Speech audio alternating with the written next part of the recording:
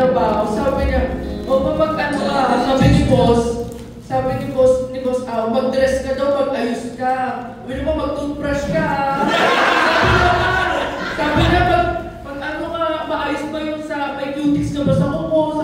Tapos sabi ko, bakit yung sabi niya, may kasama ka kay Kashmir, kasama yung jowa, kay Gagawa, kasama. Sabi ko, ba't nakadress ba sila? Sabi niya, hindi, mga galing din sa trabaho. Sabi ko, bakit ako pinagdidress mo? Sabi nga ni Boss Aw. Sabi ko, parang ang weird kasi... Sabi ko parang ang weird kasi hindi naman ang bilang sa Christmas party. Ako yung niya. Tapos sabi ko, wala akong alam na mag-propose siya kasi ang sabi niya ako sa akin, gusto niya nga daw kung magpaasa na next year. This February binawa.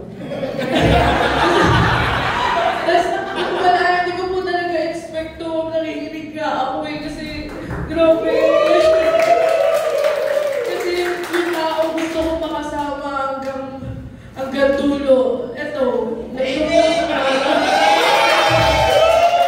Kasi yun nga po, grabe nag-aaway kami niyan. Ay, halos parang gusto ko na sumuko dahil sa sobrang tigas ng ulo talaga ni Kimo.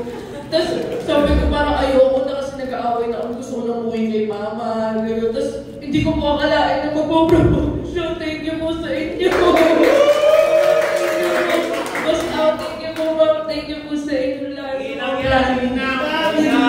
Kaya nga po sabi nga po niya, kaya pakita niya na sa video call, ito ninang mo to sa kasal. Ito ninong mo to. Tapos sabi niya, pamasko ka na, i-advance mo na yung pang-ano. Tapos sabi ko, ayun, sabi niya, sa Pasko, makakarinig tayo sa kanya sa mga ninang-ninong sa kasal. Sabi ko, di pa naman tayo kasal. Sabi ko sa kanya, ba't nakakarinig ka na? Kaya yun po, maraming salamat. Hindi ko po talaga expect. Thank you, grabe.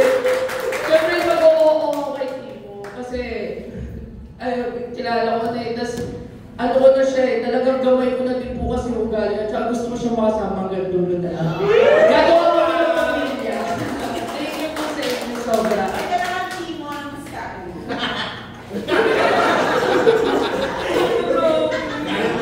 Pinayak mo kami. Ano po eh, maraming salamat sa inyo na Inang Eva, Ate Jenny, kinakapatid.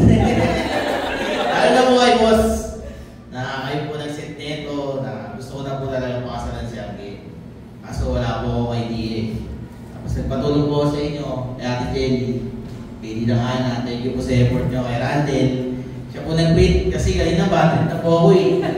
Ang tarpaulin po pinagawa ko, bukas pa daw po makukuha.